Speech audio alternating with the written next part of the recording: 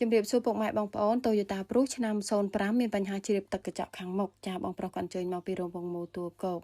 ចំពោះកញ្ចក់ក្រោយគាត់អត់មានបញ្ហាជ្រាបទឹកទេប៉ុន្តែបងប្រុសគាត់ចង់កោះបិទបដូរសុំថ្មីឲ្យស្អាតឡើងវិញដោយសារសុំចាស់ហ្នឹងគឺខូចហើយចា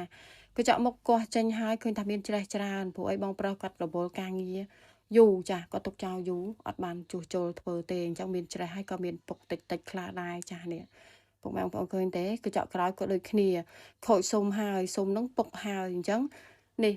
កំណក់ដីច្រើនចាសិតទៅជាចំណុចដែលត្រូវសម្អាតឲ្យស្អាតហើយបើអត់ដូរសុំទេថ្ងៃក្រោយជ្រាបទឹកបណ្ដាលឲ្យច្រេះដូចកញ្ចក់មុខដូចគ្នាអញ្ចឹងទេពុកម៉ែបងប្អូនដែលមានបញ្ហាលេចទឹកជ្រាបទឹកតិចក្តីខ្លាំងក្តីបញ្ញាប់នឹងជួបជាងចាមិនថាខាងខ្ញុំឬក៏ខាងផ្សេងទេពិភាក្សាដើម្បីជួសជុលបើទុកយូរទៅធ្វើឲ្យប៉ះពាល់ដល់សាច់តួឡានចាមានច្រេះមានពុកអញ្ចឹងឯងចាហើយសម្រាប់តម្លៃពុកម៉ែបងប្អូនចង់ដឹងពីតម្លៃអាចឆាតចូលទៅក្នុង page ខលតាមរយៈលេខទូរស័ព្ទដែលមានគូប្រព័ន្ធនៅលើ page នឹងចាឬក៏មានចម្ងល់ផ្សេងអាច comment ចូលនៅក្នុងវីដេអូនេះបានខ្ញុំម្ចាស់ហាងផ្ទាល់តែម្ដងចាធានាជូនច្បាស់ជម្រាបជូនពុកម៉ែបងប្អូនត្រង់ក្នុងការពិភាក្សាឬក៏អញ្ជើញមកដល់ហាងឲ្យខាងខ្ញុំនឹងពិនិត្យមើលធ្វើតេស្តផ្សេងគឺអត់មានអស់សេវាអីទាំងអស់ចាសូមអរគុណ